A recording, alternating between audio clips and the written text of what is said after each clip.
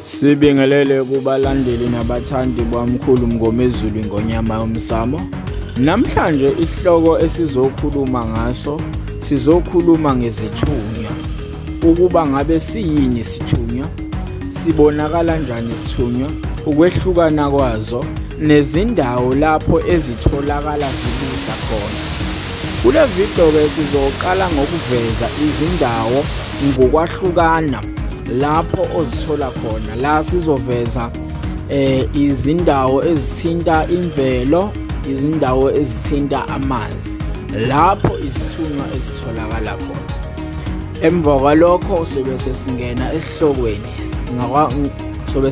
esihlokweni sesichazela kabanzi sijula ngesithunywa. Sibingelele kubalandeli nabathandi bukamkhulu Mngomezulu ngonyama yomsamo. Namhlanje ke isihloko esizokhuluma ngaso sizokhuluma ngesithunywa. Ukuba ngabe siyini isithunywa, sibonakala kanjani. Uma sikhuluma ngesithunywa, la sikhuluma ngomoya ohlambulukileyo, ongcwele wezidalwa zakithi. Asikhumbule ukuthi phela kunomehluko phakathi kwedlozi nethongo nesithunywa. Uma sikhuluma ngedlozi, sikhuluma ngalomuntu ofika emhlabeni waphila, wayese eshona, ephothula enyameni esiyoba umuntu kamoya. Ekumuntu wamoya waba isidalwa, wayesenzelwa onke amasiko akhe nemikhosi yakhe, wayesengeniswa ekhaya, walandwa, waphelelwa, wenzelwa onke amasiko akhe. Lo muntu seba yidlozi. Bese sizokhuluma ke ngomuntu la okuthiwa ithongo. Ilo muntu lona ongenzelwanga izinto zakhe zonke. Mangikhuluma zonke, akangenisiwe emsamo ukuthi ukwazi ukufika noma isikanjani kuwe. Yonke into yakhe incike ekutheni mayedlulisa inkulumo akayidlulise ngokuthi ube sebuthongweni, wehlelwe ubuthongo bese yakhuluma. Kanti lo idlozi engakhuluma ngisho emini, uyakhuluma ngisho ngesigameko.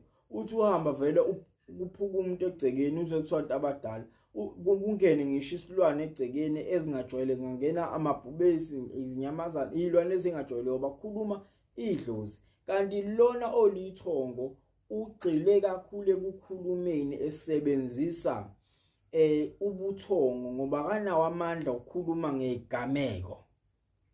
Yonke into ayikhulumayo usebenzisa leli thuba lobuthongo. Bese lana esithunyweni ilesi sidalo esihlambulukile manje esinjengengilosi eza ngokukhanya. La isidalwa lesi namhlanje esingasakholelwa ekuphatheni impande, ekuphatheni umuntu omubi, esesikholelwa ukuthi zonke izinto zazo kumelwe ikhulunywe, kuhlanjulukwe. Yingakho esithunyweni kakhulu kugxile kakhulu ekuthandazeni. Uma sithandaza asikhumbule ukuthi suye sethula inkulumo sibika, kodwa le nkulumo yethu siyithula ngendlela yokuthi thina siqu sethu, umphefumulo wethu, umoya wethu kumele mawuhlambuluke, ulungele ukuba ungayethula le nkulumo. Bese ke ngalekho kuthemeleza selidlalela sase sifundiswa kuthiwa ukuthandaza. Kodwa kahle kahle kuwukuphahla okuhlambulukile la umuntu esesebenzisa khona inkulumo yamazwi ahlambulukile ezicwecile yena, kunokuba agijimele ekuyosebenziseni impande noma impepho. Ngakho ke isithunywa lesi sihlukene igaba ezintathu engifuna ukukhuluma ngazo. Khona isithunywa somkhathi. Lesi sithunywa somkhathi ilesi sithunywa esithi masivela kubonakale ngisimo somoya waphezulu, ukuhlala sengathi kunalomoya okwehlelayo, uzwe kunalento engenayo. Isithunywa somkhathi ngoba sihlele emoyeni, sihamba nangokamoya. Kube khona isithunywa sentaba, uyisithunywa semvelo. Leso sithunywa leso ukuthi mawuphumile noma uye entabeni noma uye emgedeni, kodwa uma ukwimvelo noma ehlathini, kukhona lesima ukhululeka, khona lento enyakazayo, uzizwa ukhululeka kunalento ngoba usufika endaweni la sibusa khona. Kube khona isithunywa sesithathu, isithunywa samanzi.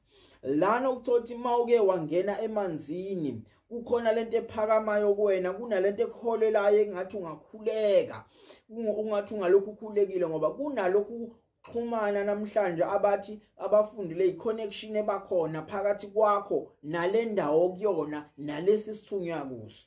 Ngoba angeke ufanise umuntu oqhwakele kakhulukazi isithunywa sentaba esizibonakalisa kakhulukazi ngogreen nengwe. Ugreen, umbala ogreen okuhlaza. Nginalo ijazi enjalo, leli jazi amanye aba ugreen okhanyayo kodwa amajazi sesithunywa sentaba noma semvelo. Siyokhuluma ngesithunywa somkhathi. Ila okusebenza khona uyelo. Uthothi manje kunejazi liyelo limhlophe kunaleso sithunywa leso. Siyokhuluma ngesithunywa samanzi. Nali ijazi nje lalo eliqondene nalowo msebenzi wamanzi okuba ublue. Bese uba nalengo uma ukuthi lesi sithunywa siwumuntu omdala walapha ekhaya. Kuyenzeka futhi ezithunyweni lezi kube abantwana abahamba bephuphumile behlambulukile. Kepha uye ubone ngokuthi isimo sesembatho esilethwe isithunywa sinani. Uma sinengwe yazi ukuthi umuntu omdala lo oyilidlozi kodwa eselihlambulukile eseliza ngalomoya wesithunywa phezukwakho. Ake sikhulume ke ngezimpawu zesithunywa. Izimpawu zesithunywa uqala ukuzamula kakhulu kwesinye isikhathi uma uhlangene nabantu abathi bayakhuleka noma kuhuba kakhulukazi amaculo lo amahubo khona ihubo uthi mawucula ufikelwe isimo sokubalisa omunye afikelwe izinyembezi nalesi sibibithwane ukuzamula njalo njalo ukuhlungu kwamahlombe. Zimpawu zesithunywa lezokumule. Lezi zimpawu umuntu uyazizwa ngaphakathi emzimbeni wakhe ngoba ziwuphawu zizinkomba zobukhona baso isithunywa. Njoba ngibalile ukuthi kunaleli hubo mayelo huba kunento enyakazayo emvuselelayo. Ngakho ke isithunywa abantu abami siyahlonishwa. Isithunywa asizwani nomuntu obophayo ngokweqhubu, sifuna inhliziyo ehlambulukileyo. Ngaso sonke isikhathi mawuzongena esimeni sesithunywa esimeni saso sekufuna ngathi ngaba umuntu ohlala kube umuntu okwaziyo ukuzilawula. Ukuzilawula ngisho inhliziyo yakho noma sekuthiwa kunenza isinto engakanani funa manje uhlenge lapha. Ezithunyweni ke namhlanje seyihlukene ngokomkhakha emibili. La bekade ngisakhuluma ngesithunywa lesi sisidala bese kuba khona manje izithunywa zenkolo okuwukuthi mhlambe kuyisithunywa saseweseli saseZiyoni saseNazaretha kanjalo njalo okuwukuthi uma ekulelo bandla lelo kunalomuntu omdala okungenzeka mhlambe uhambe esekholwa kuleli ibandla ukuthi makuhlatshelwa icule elithize ebese enyakaza lo muntu omdala ohleli kulomuntu. Bese kuthi njalo mangathi ngake kuhutshwe noma kwenziwa umkhosi othize noma kwenziwa into ethize enziwa kuleyo nkolo kube khona into enyakazayo kulo ngoba ilesi yasidalwa sakube sahlambulukile esihambe mhlambe sikule nkolo noma siyithanda lenkolo esesimembethe lo. Ngakho ke izithunywa indawo ke yokuthi yipi indawo umuntu okufanele ahlahlala asondele kuyo. Uma uqaphela ekuqaleni kwale video ngikuvezelile izindawo ngokwahlukana. Amanzi ngaveza ulwandle, ngaveza umfula, ngaveza impophoma, ngaveza izintaba, ngaveza ihlane. Indawo lezi okufuna uma ufuna ukuphakamisa isithunywa uhambe uyokhuleka khona endaweni evulelekile ukwazi ukuthi ngaso sonke isikhathi isithunywa sifuna usondle ngokomphefumulo. Uhlala njalo kube khona into ekuvuselelayo, uhlala njalo kube umuntu osemzweni wokukhuleka. Ngakho ke isithunywa abantu abami sibalekile kakhulu ngoba siyisikhali. Isithunywa ke uma sihlangene nesidalwa umuthi yakhona ukunqoba umuthi. Yingakho bezisathi abaningi umthandazo uhlula umuthi. Kanti ngoba akuwona umthandazi lo muntu omdala isidalo ufika kwazi ukubamba athi cha. Bese kuthi wena ngalamandla ukukhuleka kwenzeka imangaliso. Yingakho namhlanje sesinohlobo labelapho okuthiwa abathandazi okuthothi yonke into yakhe yena uyenza ngokukhuleka. Ngisho kuthiwa umuntu uphethwe ikhanda uzofika amkhulekele. Kusasebenza wona lawo mandla lawo afana nalawo asebenza kimi mina melaphi engisebenza ngomngoma, engisebenza ngobugedla ngobunyanga. Ngoba kunalomuntu omdala oyisithu oyisidala uyena ofika ahlanganise bese eba ngumxhumanisi phakathi kwalabantu ababili. Ngakho-ke kubalulekile kakhulu basiqonde ukuthi izithunywa akazifani nendlela ezenza ngazo ukuthina ayifani. Ngakho-ke bantwana bendlu yakwethu, bantwana bamvelinqangi, kumele sihloniphe. Isithunywa-ke sifuna umuntu owazi ukuhlonipha umzimba wakhe ngaphezu kwayo yonke into. Sifuna umuntu okwazi ukulinda inhliziyo yakhe ngaphezu kwayo yonke into. Ngakho-ke izithunywa lezi njengoba ngisho, kukhona izithunywa ezincike ekutheni zihlobene namathongo, okuyimanje la uthi lowo muntu usebenza ngabantu kodwa ugxile esithunyweni. La ngibale khona laba esesibabiza namhlanje ngabathandazi. Endulo-ke bebengandile abantu abanjalo.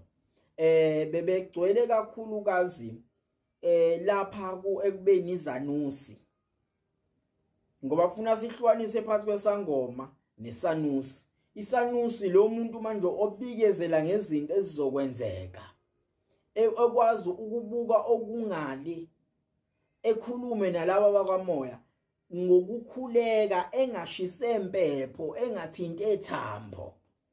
Kanti umngoma, isangoma nakhona siyakhona ukubhula sibone into, kodwa sincike ekutheni sixhumane nedlozi laso ukuze sibone okungali. Kanti isanusi ukwazi ukusebenzisa umoya wakhe abone okungali. Labo bantu abayizanusi-ke bahamba beshabalala noma bayingcosana, bangabantu abangajwayelekile, abangavamile, kepha ubungoma bubuningi. Bebeqondakala kahle kamhlophe sisadla ngodala, hayi namhlanje konke sekuhlangene. Usuthola umuntu uyinyanga, uyisangoma, umthandazi, konke sekuhlangene phezu kwakhe. Kodwa endulo isangoma sasibhula singelaphi, nenyanga yayingabhuli, yayilapha, yayizwa ngawo. Njengoba uma usufika kudokotela wasentshonalanga wabelungu ukuthi ngiphethwe ikhanda, ebese kuhlola ngezinto eziqondene nalokho, ekunika imithi eqondene nalokho. Nakanjalo izanusi zazingalaphi, zazibikezela, zayikhuluma ngezinto ukuthi esikhathini esingaka esizayo kuyokwehla imvula, kuyoba khona into ethize. Kodwa amandla okwelapha sasingenaso isanusi. Ababephiwa amandla okwelapha kwakuyinyanga, ilandelwa inkombandlela yenyanga okuyisangoma. Ngakho-ke ngiyathemba ukuba idla amaningi sakini endabeni yezithunywa. Ivideo elandelayo uyithunywa zizoba no part 1 no part 2. Ku part 2 ila bese sikhuluma ke ngezembatho zezithunywa. Njoba sesike sathi ukuvezela umbala, sakhuluma ngombala ogreen, okuhlaza kotshani sathi isithunywa semvelo, isithunywa sentaba. Sawukhuluma ngoblue sathi isithunywa samanzi. Sawukhuluma ngoyellow sathi isithunywa somkhathi. Sakhuluma ngowhite sathi isithunywa esihlambulukile esiwumoya oyingcwele.